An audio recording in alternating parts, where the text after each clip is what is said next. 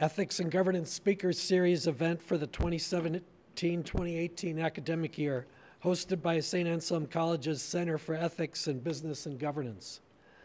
The center seeks to enrich the knowledge and practice of principled ethical behavior on the part of individuals and corporations in society by engaging important questions and issues in business ethics, offering both academic and public programs.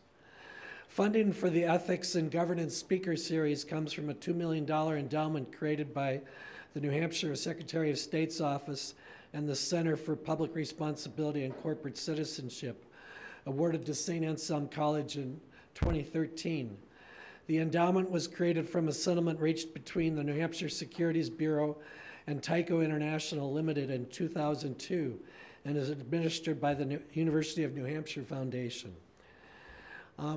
Being here for Professor Desai's lecture tonight is important to me in remembering how we came about the money for this speaker series. In 2002, our commencement speaker at St. Anselm was Dennis Kozlowski, then Tyco CEO, and it was my job to be his campus host the day that he was here. So I toured him around the Institute of Politics, and he gave a speech that day on ethics in business. And on the following Monday, he was indicted. And it was kind of an embarrassment to the college, but the New Hampshire Secretary of State, Bill Gardner, worked to get us $5 million settlement from Tyco, which was outstanding. And $2 million of that money goes to this particular lectureship. And so, Professor Desai, we're delighted that you're here, and having you speak on wisdom and finance is certainly appropriate given our background. So thank you.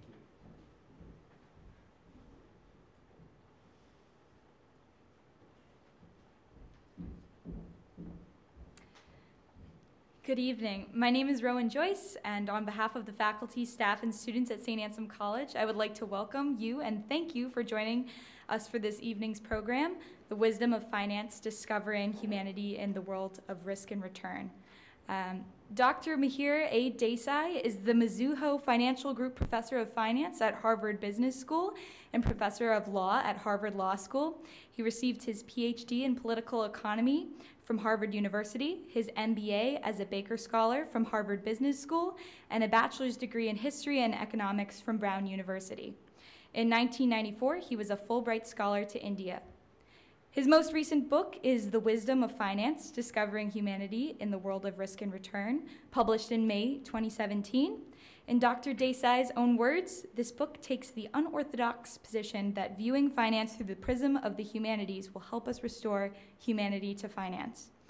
In the introduction to his book, Dr. Desai writes about how his idea of linking finance to stories came about after agreeing to give a lecture as part of Harvard's last lecture tradition. He had originally planned to deliver a lecture on recent financial development in American corporations entitled The Slow Motion LBO of America. Upon discussing the lecture with a good friend, he decided to move away from safe territory and created a new, unique path that blended the contemplation of the good life with finance.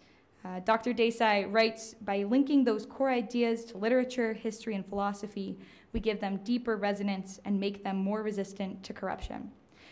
Before we begin today's program, please turn off any cell phones, pagers, beepers, or other devices that make noise.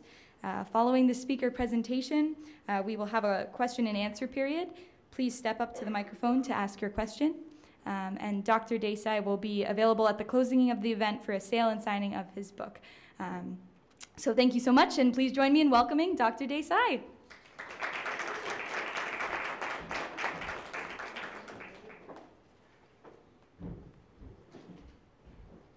Thanks so much for that very, very kind introduction, and I love that Kozlowski story. That is fantastic. I actually, early on in my academic career, I was working on taxation and corporate governance, and I looked deep into actually the Kozlowski story, and it's really an incredible set of stories. So I'm delighted by that connection. So, and I'm delighted to be here. This is a real pleasure to be with all of you. I wanted to tell you a little bit about the book And I thought we would do this in an interactive way. Hopefully I'll talk for maybe half an hour plus, and then I'd love to take your questions along the way. So, you know, when I proposed this title to my publisher, he said, you know, it's good to be provocative, but oxymorons don't really work in titles, which is a way of saying people don't put those two words together ever, wisdom and finance. And so, and I said back to him, yeah, that's exactly the point. That's exactly the point, which is people don't put those two words together, and they should be putting them together. So why is that? So as you know, Rowan mentioned, I gave this talk, and you know, I was going to do something pretty safe. I was told that that wasn't supposed to be what I was doing. They were about to go off into the world. I had to talk about wisdom, and I committed to a title without having any idea what it meant. I knew I was supposed to be talking about wisdom, and I know something about finance, so I committed to a title, The Wisdom of Finance, and then I had to go figure out what that actually meant. This is something that happens to me with some regularity. You make a commitment, and then you figure out along the way why it was a good idea. So, you know, as I was figuring out what it meant, I realized that it was actually pretty clear, which is simply a way of saying that actually, you know, finance is about how we create value in a market economy. And many of us are actually preoccupied with the question of, are we creating value in our lives? And so there's a pretty close linkage. And then once one breaks it down, one even sees more and more linkages. So I gave the talk, and you know, basically over the month prior, I would be in the shower and I would be thinking about these connections, and it would just kind of come to me. And then I gave the talk. And as I gave the talk, it was just incredibly fun.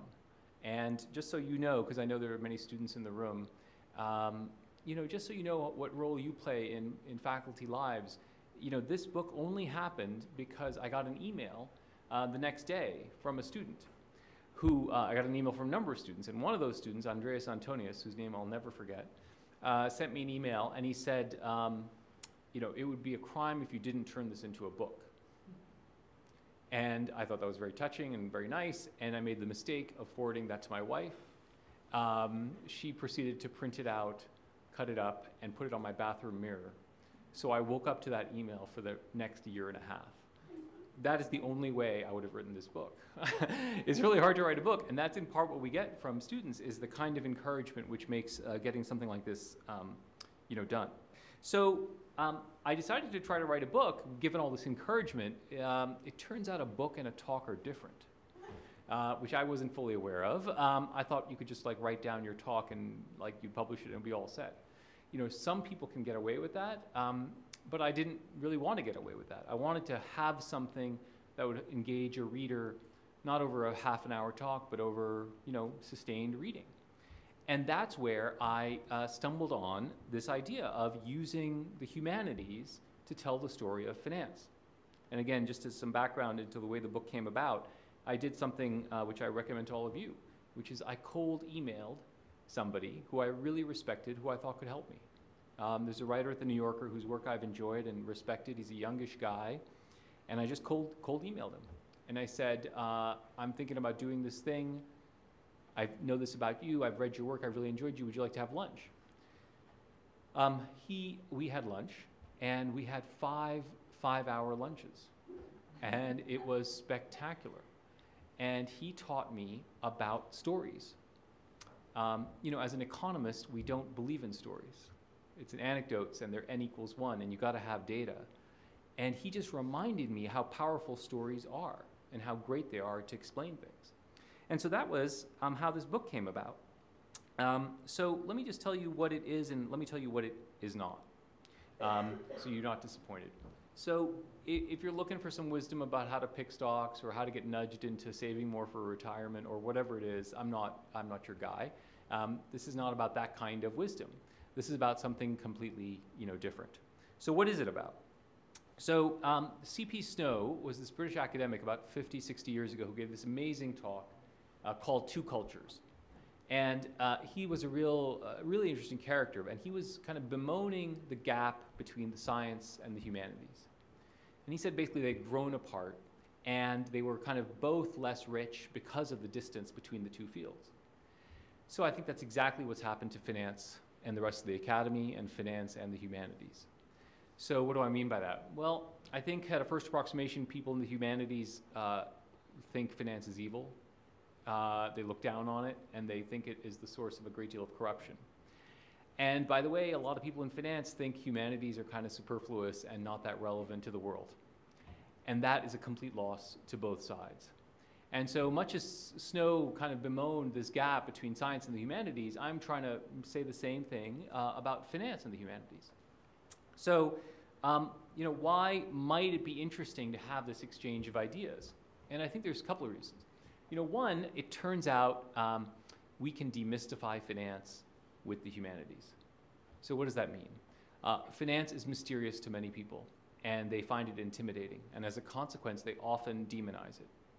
So that's just a way of saying a lot of people need to understand finance better than they do today. Arguably, if you are a well-functioning citizen, you should be understanding a lot more finance than most people do. If you want to navigate the uncertainties of life, you should understand a lot more finance than most people do. And the reality is people find finance intimidating. And by the way, there's a good reason why. Many people in finance like to intimidate you. That's kind of what they do. They intimidate you with acronyms and ways of talking that are not terribly helpful. But in fact, we need to demystify it. If you think about financial literacy, I think it's actually one of the most important things that we should be doing at earlier levels in education. And yet, we don't do it because it's intimidating. So, the idea here is, well, gosh, maybe we can actually illuminate finance and the ideas of finance with no equations, no graphs, no numbers, just stories. And that is really what I was trying to do, because there are people for whom equations and graphs just don't work. And then the second thing is, actually, I think the ideas of finance can help you think about your life. And that, I think, is even more surprising, because, again, people don't think of finance as the source of wisdom, but I think it may turn out to be. So I guess I'll just end this slide with this, what is the epigram to the book, which is money is a kind of poetry, which is a statement by Wallace Stevens. So I like that quote because it's kind of like the title of the book. It juxtaposes two things that people never put together: wisdom, finance, money, poetry. I also like it because it's by Wallace Stevens. So you might think Wallace Stevens, if you don't know who he is, you might think he's like some investment banker guy, Gordon Gekko-like guy. Far from it. Wallace Stevens is arguably the best poet of the last century. I think the best American poet of the last century. But why is it interesting that he would say this? And the reason it's interesting that he would say this is, in addition to being a poet, he spent his entire life in insurance. He worked in insurance companies his whole life, and he loved it. And the other poets would make fun of him. John Berryman called him a money man. They said he was bourgeois. What are you doing going and making money? Dedicate yourself to art, do poetry. And Stevens said no. In fact, Harvard offered him the Charles Eliot Norton Professorship of Poetry, and he said, no, I want to stay at the Hartford. This is not something that happens with regularity. And why did he do that? And the answer is he loved insurance. And he thought insurance and poetry were deeply connected. And these two worlds that everyone said, how could you both be like doing insurance during the day and writing poetry at night? He actually saw as fused together. Because I think they are much more connected than people think. So just a couple other motivations. Hopefully, if you're coming outside of finance, then this is going to be a way to get in. This is kind of the demystification idea. But hopefully, it goes better. It goes more than that, which is, I think if you're going into finance, it's hard because people demean what you do. And I think it's hard to think about your life as being, contributing to value when people think so badly about finance. And I think that's precisely the problem, which is we have this negative cycle. People demean finance, they expect less of it, people behave worse, the bar gets lower. It's a very, very negative cycle. We should make finance aspirational. So how do we do that? Well, I think actually big chunks of finance are broken. What does that mean? It means that there are big chunks of the finance industry that are not about value creation, they're about value extraction. We can talk more about that, but I think that's a real problem. The question is, how do we fix that? There are two candidate solutions out there that are the dominant solutions, and I think they're both kind of problematic. One is outrage. We can shout Occupy. I think that might make you feel better in the moment. I don't think it's going to change many, many things over the longer run. The second dominant response is regulation. I think that's powerful, but we know that it has a lot of unintended consequences. And some of those consequences can actually come back and make the problem worse. And we also know that a lot of regulators are captured, so we shouldn't necessarily expect a lot out of that. So what's the idea here? Well, the idea here is a little bit, Panglossian, but it is basically that the way to make finance better is to make the people who practice it get re-anchored in the underlying ideas. Because if they get re-anchored in the underlying ideas and ideals, they will behave better. That's the underlying idea here. And maybe in the process we can make finance better. This is not something that's going to work next year. This isn't something that's going to work over the longer run. But if we understand the nobility of the underlying ideas, then we should all be able to aspire to better behavior in finance, because certainly we have problems. So that's the underlying idea of the book. So let me just take you through a little bit of it and hopefully do it in a fun way. I'm going to show you a slide which will probably be unnerving, but hopefully it'll be okay, which is this is, roughly speaking, the table of contents for any finance textbook. These are the big ideas of finance. We start with risk. What does it mean to talk about risk? What is it? What is uncertainty? How do we manage it? What is insurance? For those of you who have thought about economics or finance before, it really all comes back down to insurance. It's actually remarkable the degree to which insurance is important. So we start there. And in fact, this is not just the table of contents for any finance book, it is also the intellectual spine of my book. I didn't call the chapters those things because if I did, nobody would read the book. But basically, the idea behind the book and the spine of the book is to say, here are the different big ideas. I'm going to make you swallow them without even knowing that you're swallowing them, but just by telling a bunch of stories. So we start with risk and insurance. And then once we understand risk, we have to ask ourselves, well, how do we manage it? That leads to talking about options and diversification. Again, though, options are complicated derivative instruments to many people. You can talk about them with Black-Scholes and stochastic calculus and diagrams, or you can talk about it with literature. And we're going to do the latter rather than the former. Then we go to the kind of central question, which is what the heck is value? How is it created? And how do we know when value is created? Which is, I think, the most important question in finance, and arguably one of the most important questions that may be animating you as you think about what to do with your life. Am I creating value? These first couple of chapters are all about risk and asset pricing and how markets move. After that, we introduce companies. Turns out the world isn't just markets, it's firms, and they have a whole bunch of new interesting problems. And we'll do corporate governance, which I think is the most important problem in modern capitalism. We'll take the finance take on it. We'll talk about mergers, which is just when firms combine and what we know about that. We'll talk about leverage, which is a great finance term. We'll talk about how it applies to your life. And finally, we'll end where people sometimes end, which is bankruptcy.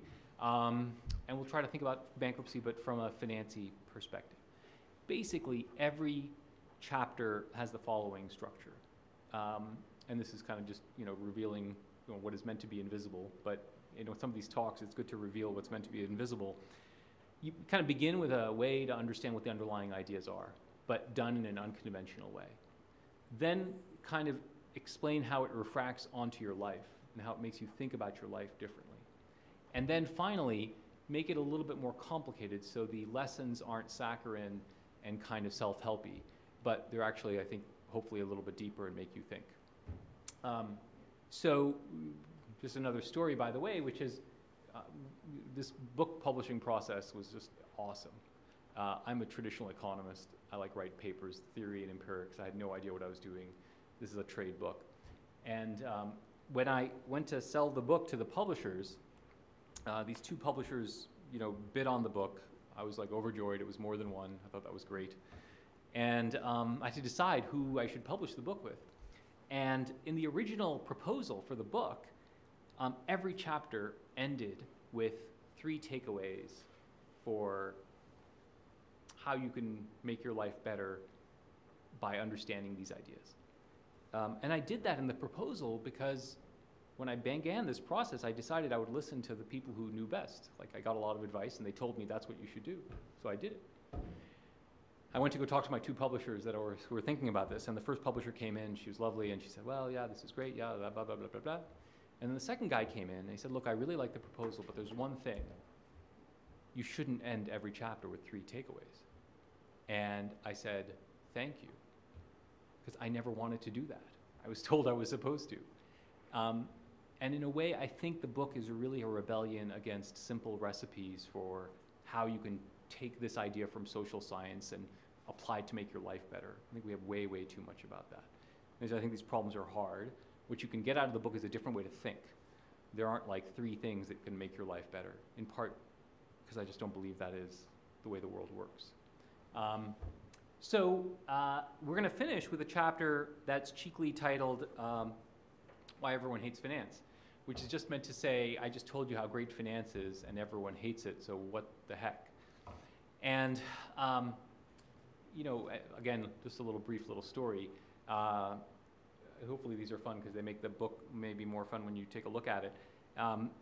Writing a book is a really weird process. One of the weird things is it's very public. So as an academic, we're used to kind of punching each other with our ideas in a seminar room. That's kind of what we do. But this is like a public thing. And so the worst, I don't know what the worst, but one of the lowest moments was the following, which should have been a high moment. The book got reviewed, and people were really nice and generous, and I was very happy. And then a friend calls me and said, look, you got a little review in the New Yorker. And it's like this big. And I'm like, okay. And he's like, you should be so psyched. And I'm like, okay, I look at it. And all my friends are like, this is great. You got like a little paragraph. It's like this big, but it doesn't matter. It's like you got in. That's all that matters. So then I read it. What does the paragraph say? The first 3 paragraphs say nice things, blah, blah, blah, blah. And then the last sentence is, but he never answers the question posed by the title of his last chapter. Period, end of review, which is like a knife through my heart. You feel like shouting, but wait for the next book. But you never get to say that. So I'll try to take you through that as well. All right, so I thought to make this more fun, I would just do one quick thing, which is the 2 things I'm most proud of this book are, one is the references section, because I'm still kind of basically a geeky academic, even if I'm writing a trade book. And when you write a trade book, you can't put in all the footnotes, and you can't put in all that stuff. So the references section is meant to be like an annotated references. Like, if you're interested in this, go see this, go see this, go see that. The other thing I'm really proud of is every chapter begins with a picture. And I'll show you the pictures. And I had to fight like heck to get my publisher to give me pictures. So what I thought I could do is, if you can identify the picture, you send me an email, I'll send you a book. Okay, we'll just play a little game along the way. Okay, the pictures are hard. And if you've already looked at the book, don't shout out the answers because that's cheating. This first picture is impossible, so I won't ask you about it. If you want to think about risk and insurance, one way to think about it is with the goddess Fortuna.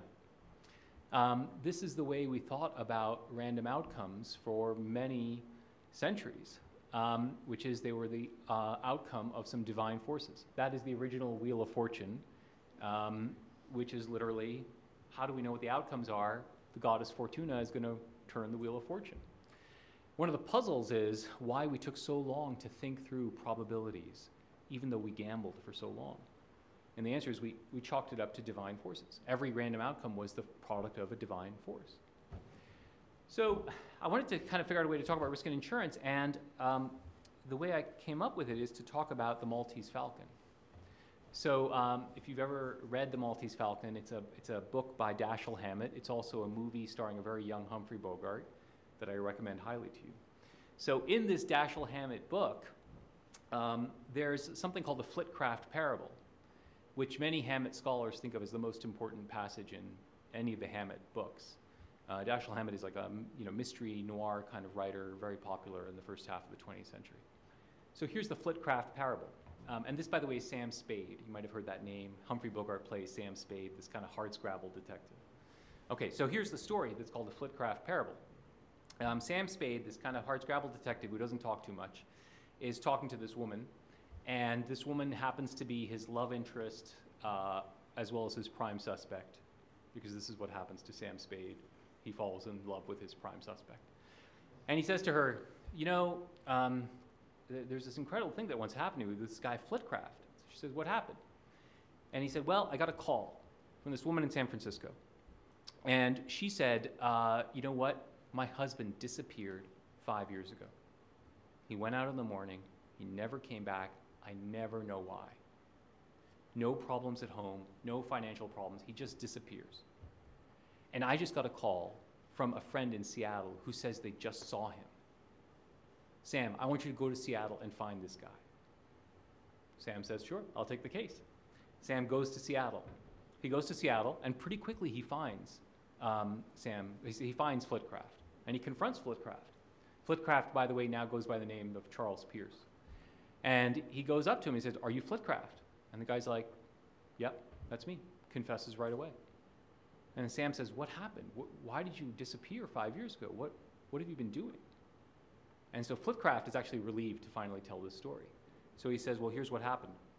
I went out in the morning, and I was walking to lunch. And as I was walking to lunch, this construction beam fell. And it landed right on the pavement next to me. And I almost died. And a piece of the sidewalk came up and hit me in the face.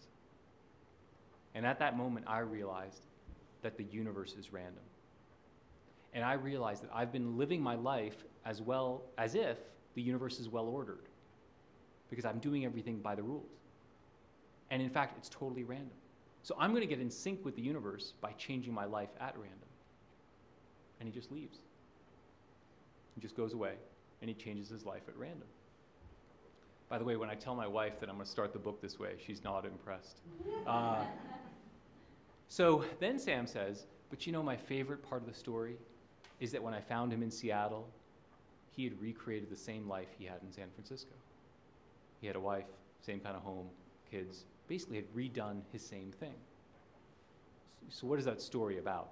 So Dashiell Hammett hid the clue to that story in those names.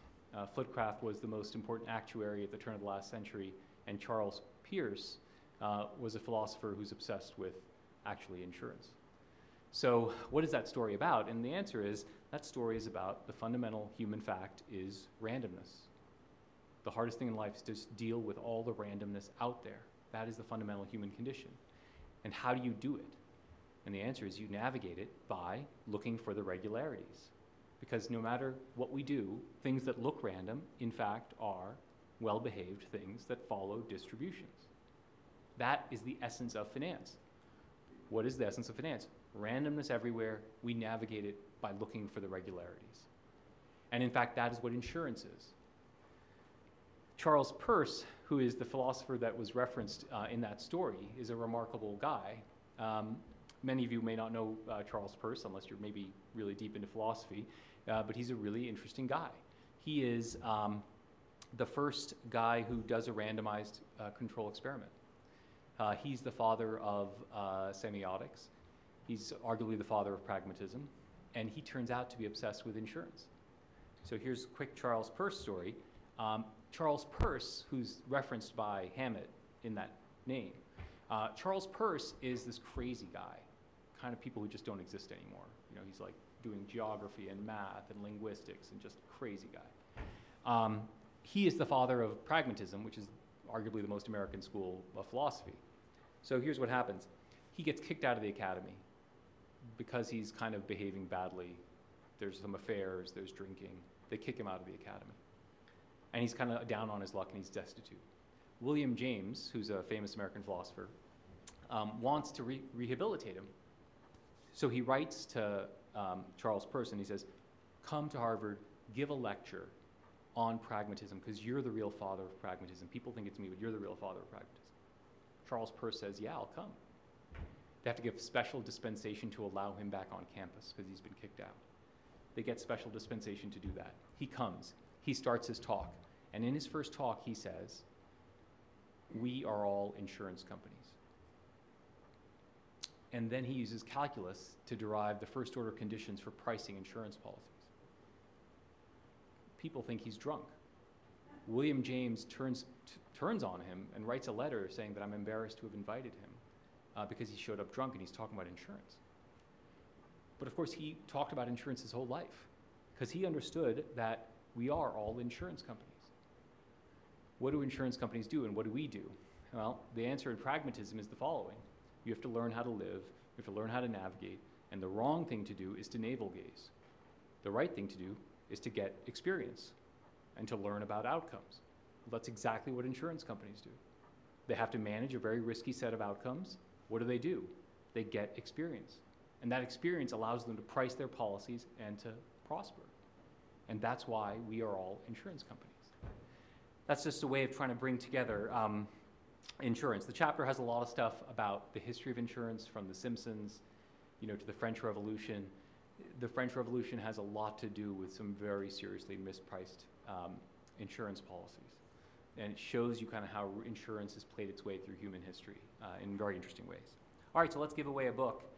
Here comes a picture. Anybody who gets it, you can email me. I'll send you a book. See if we can do this. These are hard. I'm kind of expecting. You can just yell it out if you know it. Jane Austen. It's okay, we'll give it to you. Fantastic. Send me an email. I'll send you the book. To talk about risk management, we can do different things. We're going to just do it by talking about Jane Austen and Anthony Trollope. So Jane Austen, again, fantastic novelist from the 19th century. She is kind of really interested in risk management. So if you think about the plot line for her books, there are risk management problems. So if you've read Pride and Prejudice or some of these other books, they have a risk management line. What does that mean? First, she says explicitly in these books, women can't make mistakes. Men can make mistakes, children can make mistakes, young women cannot make mistakes. And what is she talking about? Well, she's kind of talking about the marriage market. And so a lot of these plot lines, including Pride and Prejudice, are suitors who come along.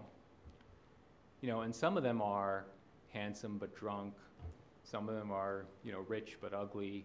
And you got to make your choice, and you see all these suitors, and the question is, when do you take one?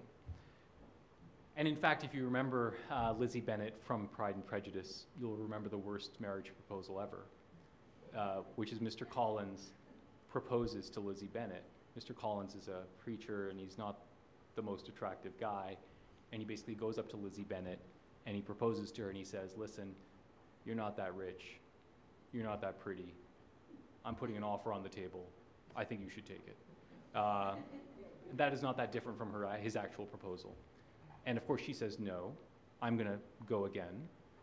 But the next day, he gives that same proposal to Charlotte, and she takes it. Which is just a way of saying he's playing on their risk aversion. And Lizzie doesn't do it, but Charlotte does. The neat part is this risk management problem is solved in these books by thinking through options and diversification. And these authors give voice to options and diversification. So another good example is Anthony Trollope. In that book, too, in Phineas Finn, there's a woman, she's not a very romantic woman.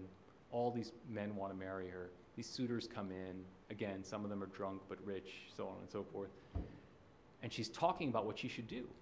And she's talking to her friend, and her friend says, what are you going to do? What are you going to do? And she says, and she's not a romantic person. She's not somebody like, oh, I want to fall in love. She's just not a romantic person. So she says at one point, gosh, only if I could marry all 10. Which, of course, is the logic of diversification. You take a choice, you atomize it, you spread it out, and you manage your risks. Then she gives voice to option theory. She kind of articulates an option portfolio strategy, which is she's going to line up a bunch of these people, and then when she's ready, she's going to exercise the one she wants, and that's her strategy for doing this. It's just a way of saying options and diversification have been around for millennia. They come not out of 1960s modern finance theory. They come out of who we are. People have been writing option contracts for the last 3,000 years. The first one was written by the father of Greek philosophy, Thales. These things go way back. Diversification is something that we've been doing for millennia. This is just kind of a way of saying these ideas are not things that are novel to finance. They're actually in who we are. One final thing I'll just mention about this, which is this chapter also tries to talk about options in a more serious way, which is a way of saying, how do they actually help you think about your life, and how do they maybe sometimes backfire? So in this chapter, I try to examine this idea of optionality.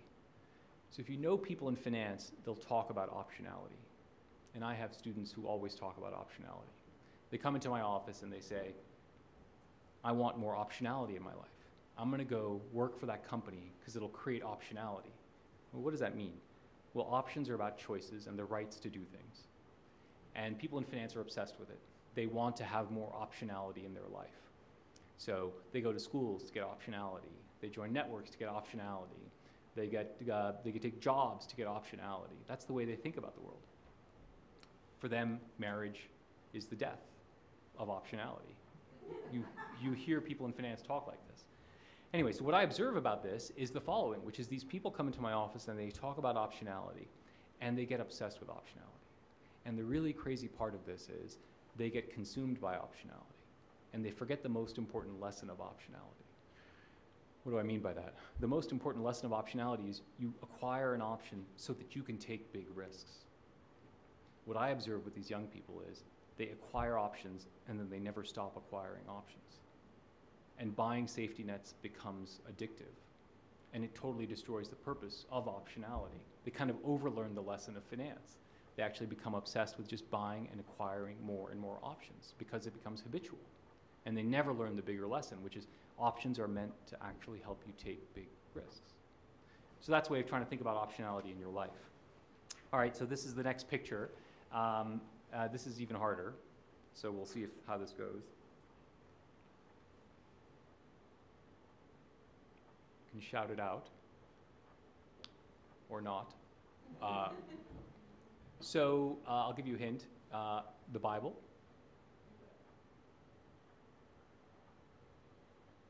Yeah. Betrayal. Jesus. It is not the betrayal. This, it is not. It is, anybody want to guess? Yes. It is not Moses, but you get a book for trying, so email me.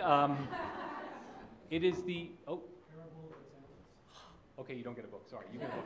I'm just kidding, send me an email, I'll send you a book. It is the Parable of the Talents. So this is a really weird story, I think, and it's called the Parable of the Talents. So what is this story about? So talents are what you think of as what makes you special. Historically, talents was money. It was a unit of weight and it meant money. So in this story, there's the master, who's the guy in the middle. He's supposed to be God. And he has these three servants. And here's roughly the parable. So the master is about to go out of town. So he goes to the first servant.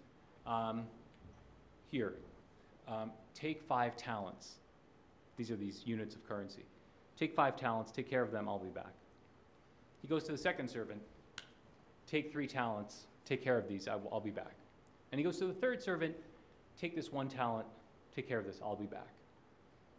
He comes back. He goes away, he comes back. What ends up happening?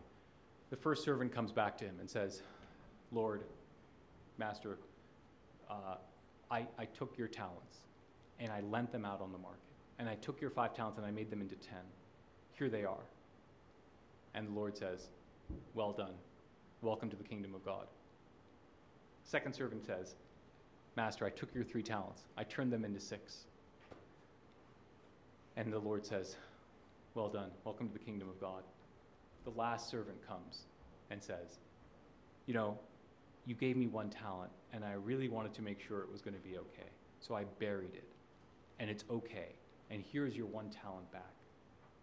And the Lord says, you're kicked out, and you're damned forever. It's a really weird story. What's the lesson of that story, and what is that story about? Well, roughly speaking, that story is the same recipe we have in finance, for value creation, which is what? What do we teach in finance? You are the steward of other people's capital. They have very, very high expectations for what you do it. Good stewardship means exceeding their expectations and giving them more than what they want. For those of you in finance, that's called beating your cost of capital. That's what we talk about in finance. You beat your cost of capital for as long as you can to create maximum amounts of value.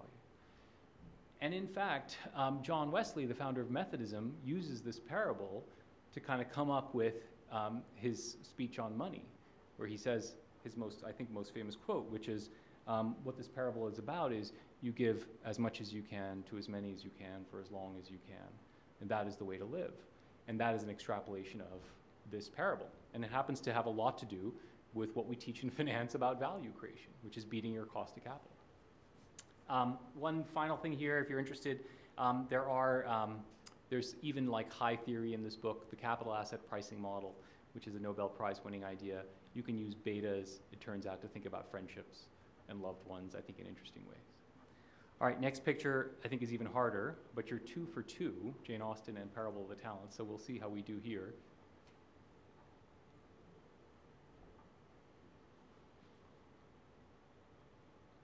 No guesses? It is not Laurel and Hardy, but it's a great guess. Any other guesses? I'll give you the actor on the right. That's Gene Wilder.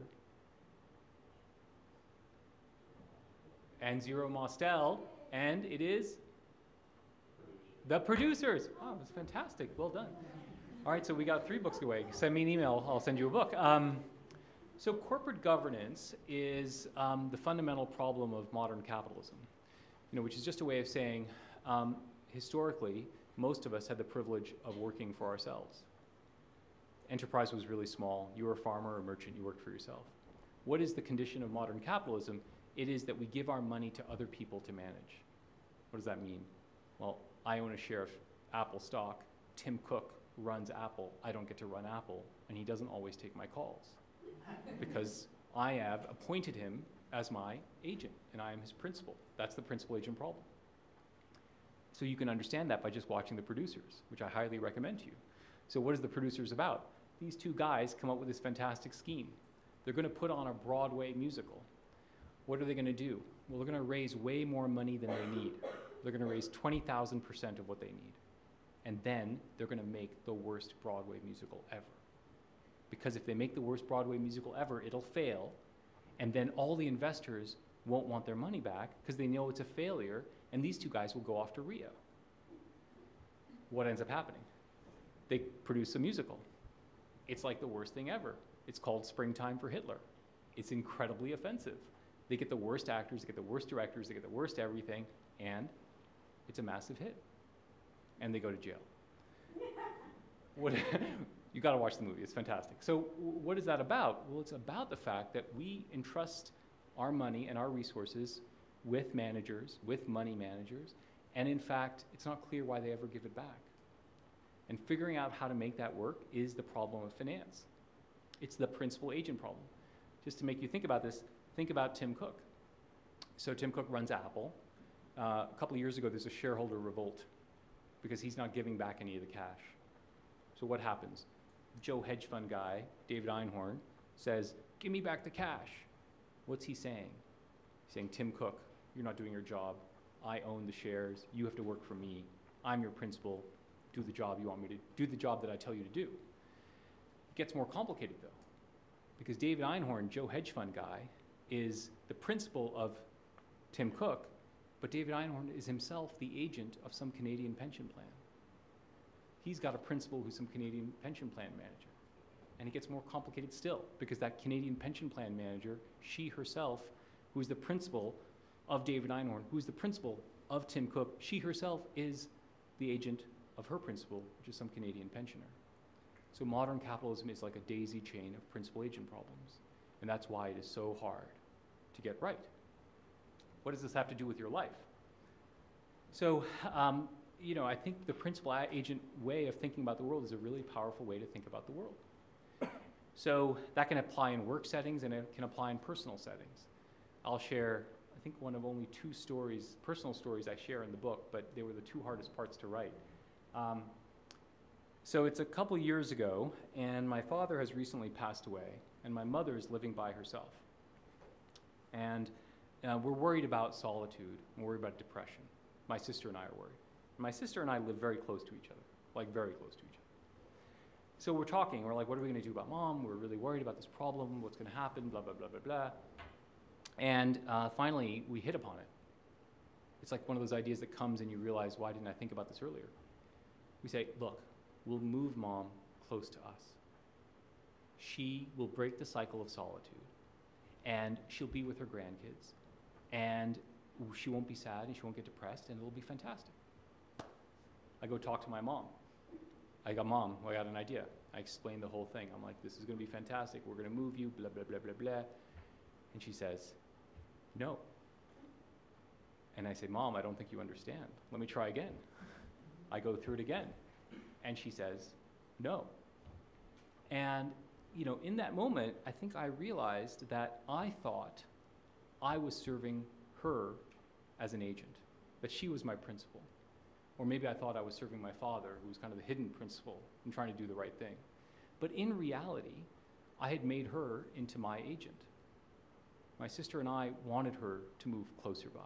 We wanted her to actually be there for our kids. We didn't want to schlep out to see her. We know it would be easier for us and actually let us sleep at night better if she was closer. And in the process of saying that we were serving her as an agent, we had actually made her into our, agent.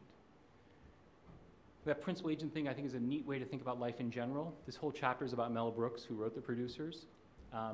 There's a great story that I think finishes this chapter, which is Mel Brooks is, talking to his wife, this kind of amazing woman named Anne Bancroft. She's an actress. So this woman is amazing because she stayed married to Mel Brooks for like 30 years, which is incredible in and of itself. But she's an actress, and he is a writer. So one day she comes home, and she's complaining about being an actress. And she says, the script was terrible, and the director's terrible, and I hate this acting, and blah, blah, blah, blah, blah. And finally, Mel Brooks says, enough. You want to know what's hard? And he holds up a blank piece of paper, and he says, this is hard. Which is kind of a way of saying, it's hard to be an agent, but the really hard thing in life is to be a principal. And it's what a lot of us struggle with, which is stopping being an agent of someone else's wishes and becoming our own principals. Okay, so we'll race through these rests because I'm running out of time, and I apologize, but I do want to give away some more books, and I have to give you one that you don't know because you've got them all so far.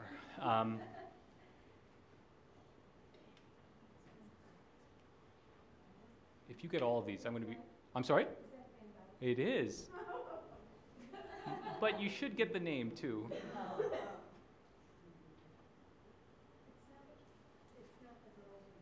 It is not The Girl with the Pearl. It's Van Eyck, and it is the Arnold Feeney portrait, which is a famous marriage painting. So in this chapter, I'm not going to go into detail. I just try to tell the story of mergers and marriages. And I try to explain why and how they're actually deeply connected. The name of the title of the chapter is No Romance Without Finance. And the reason I use this painting is people don't know this about Renaissance Florence, but Renaissance Florence was financed by the dowry fund. What is the dowry fund? Here's the basic problem in Renaissance Florence. There are 3 problems. There's a shortage of men because of the bubonic plague. Dowries are payments paid by the father of daughters to grooms, okay? Not a great practice, but whatever. It is what it is. So here's what's going on. Dowry prices are going through the roof because there aren't enough men. Second problem, grooms are getting stiffed. They marry the girl, and the father doesn't pay. And then finally, Renaissance Florence needs financing because they're fighting with Lucca and Genoa and everybody else. So what do they invent? The dowry fund. It's the major way Renaissance Florence is financed. Fathers give money to the state when their daughters are 5. 10 years later, when they come to maturity, these bonds are repaid at a high interest rate, so the father doesn't have to worry about dowry prices going up. And they don't pay it back to the father, they pay it straight to the groom. So it solves that problem. This becomes kind of like the way Renaissance Florence is financed. That's just a way of saying these worlds of love and money have been interlinked forever, and I kind of trace through how they've been linked in history. Mergers, we know a lot about them in finance, and I try to use the lessons of those mergers to think about what makes for a good marriage. This is probably the cheekiest chapter, but I think there's a lot of parallels, more than you might think. All right, this I think someone is going to get, so let's see if we can give away a book on this. Focus on the building in the back and the guy in the front. All right, good. Are you smiling because you want to say it? I'm sure somebody in here knows it. So this is The Merchant of Venice. See, you should have said it. So what is the leverage is something that people in finance love, right? And it's the whole idea of debt. This play is nominally about debt. There's a loan that is the center of the play between Shylock and Antonio. And in fact, the whole play is about debt. And there's all this wordplay around debt and bond and all this kind of stuff. Of course, this is not a play about debt. The scholars who study it talk about it as a play about love. In fact, there's no Shakespeare play where the word love appears more than The Merchant of Venice. Because it is all about commitments and the commitments we make to each other, which is exactly what debt is about and is why debt is so powerful and people in finance love it. The reason people in finance love debt is because it allows you to do things you have no right to do. You can buy a house you have no right to live in with debt. You can buy an education you have no right to buy with debt. You can control assets you have no right to control with debt. That's why people in business love it. And that's why people in finance love it. How do you do that? And you do that by a really strong set of commitments to people.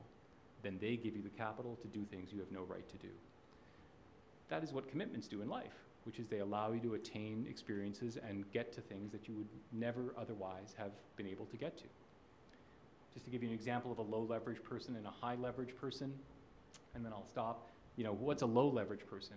So I use George Orwell as an example of a low leverage guy. So why is George Orwell a low leverage guy? It's post-World War II. All these newspapers and press are like crawling for attention. They're trying to suck words out of him. He says, I'm leaving. And he goes to the Scottish Hebrides for 3 years. He locks himself in a cabin and he writes 1984. That's a low leverage guy. No commitments allowed him to create this masterpiece. Who's a high leverage guy? So Jeff Koons is a modern artist. He's, I think, amazing. He creates sculptures that are a quarter of the size of this room. Here's the neat thing about him. By the way, he started out as a cotton futures trader, and he learned the lesson of leverage. So he employs 150 people. He actually doesn't know how to use the material. He doesn't actually know how to work the material that he uses. He just designs them. He's gone bankrupt 3 times. He bankrupts dealers like every several years. That's a high leverage life.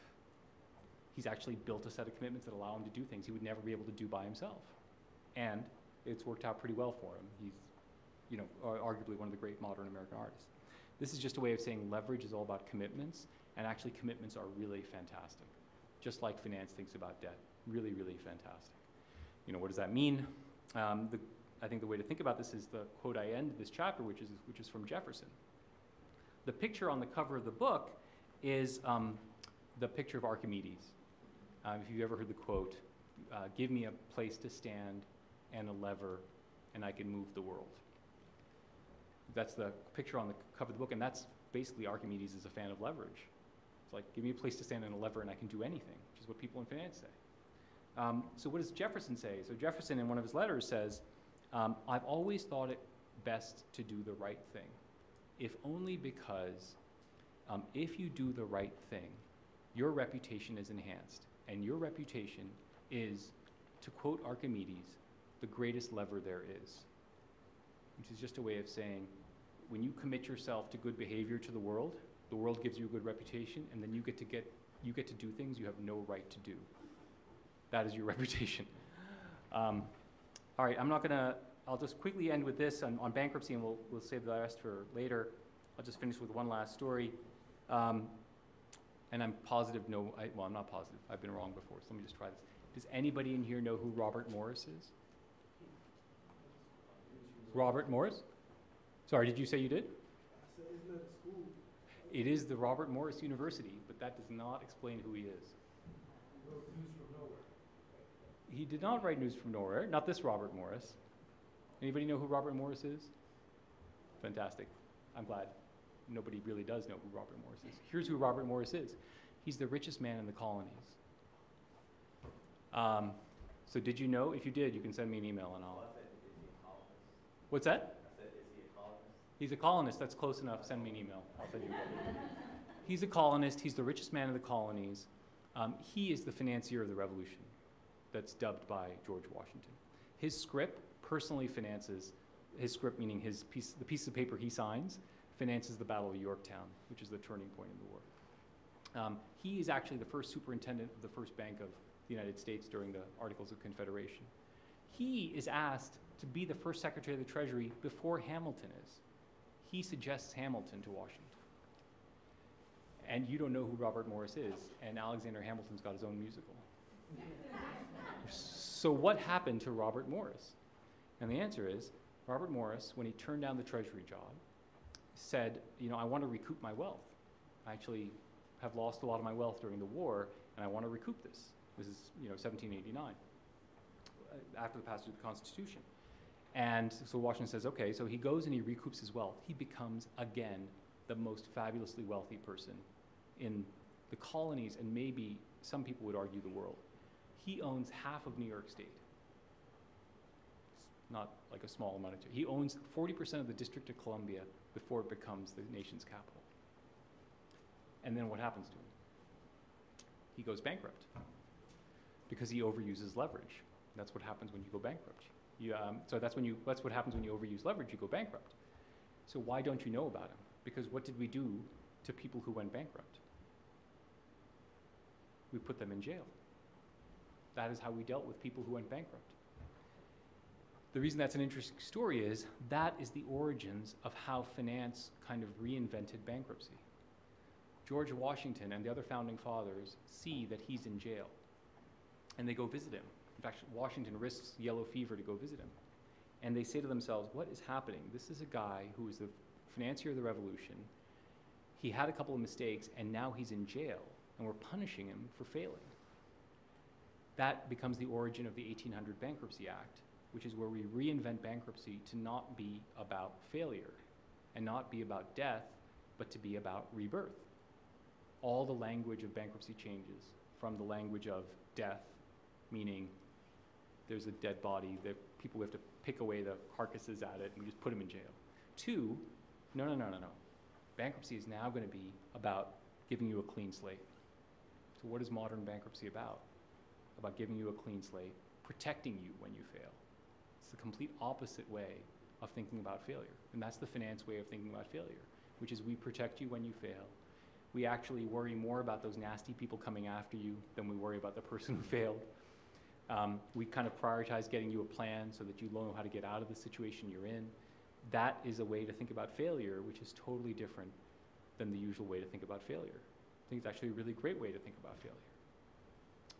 The chapter goes on to talk about why it is true that finance thinks like this. We have to deal with strategic bankruptcies. If you strain your mind hard, you might be able to think about a strategic bankruptcy or two or three, because that makes it even more morally complex. All right, I won't tell you why everyone hates finance story. I think the basic idea is pretty straightforward. The gulf between finance and the humanities is a loss to both sides. People who demonize finance because they're in the humanities are missing out on one of the most important pieces of human activity and human life. People in finance who deride humanities don't understand that that can actually make their world richer and actually have moral content. What are the humanities good for? They're good for putting moral content and making people aware of the moral content of their decisions. What's happened to finance? It's become about screens and spreadsheets, and nobody thinks through the moral content of their decisions. The best way to resolve that is to ground finance in the ideas and ideals that are exemplified by the humanities. Then maybe we can demystify finance, and hopefully we might even rehabilitate finance a little bit. And thank you very much. This was a real pleasure. Thanks.